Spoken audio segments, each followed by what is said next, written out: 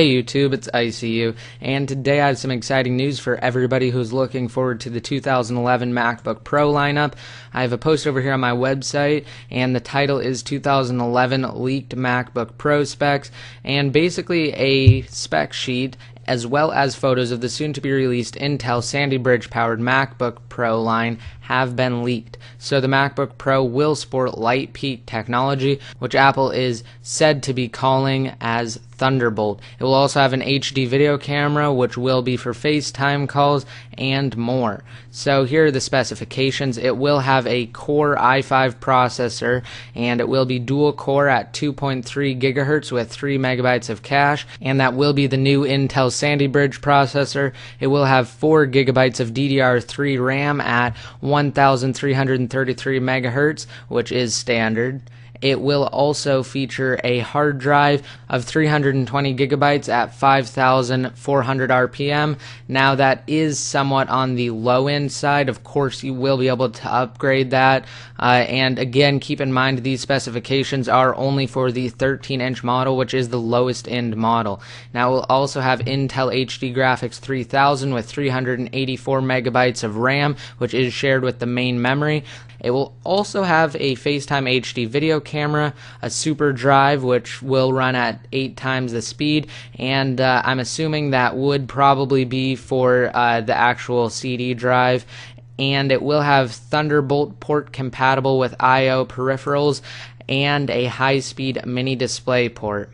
It will have an SDXC card reader and one FireWire 800 port, as well as 2 USB 2.0 ports, numeric audio out, integrated Ethernet, and obviously a backlit keyboard. So these specs are pretty impressive considering the MacBook Pro before this one it didn't really have that great of specs. And like I was saying before, you've also got to keep in mind that these specifications are just for the lowest end model. So now obviously you'll be able to get specifications much higher than this. And this one will run you at roughly around $1,000. So if you just bought a MacBook Pro, I highly suggest you return it because the new one will be released really soon. Now, I also wanted to talk to you guys about this light peak technology, which is being dubbed as Thunderbolt high-speed I/O. So basically, Light Peak is the newest wave of a way to connect all of our devices to our computers. So it will eventually probably replace the USB port,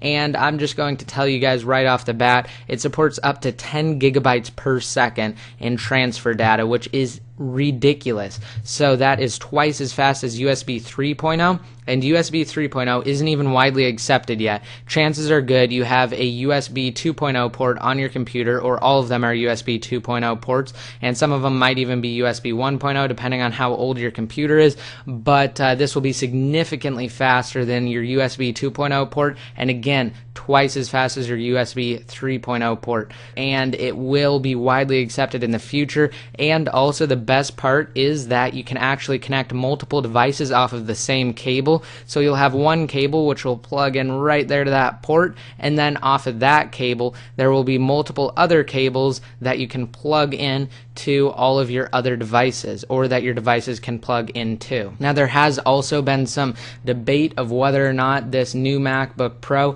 will indeed use a 16 gigabyte or an 8 gigabyte solid state drive to actually help increase boot times of Mac OS X and response times as well. So I actually don't know.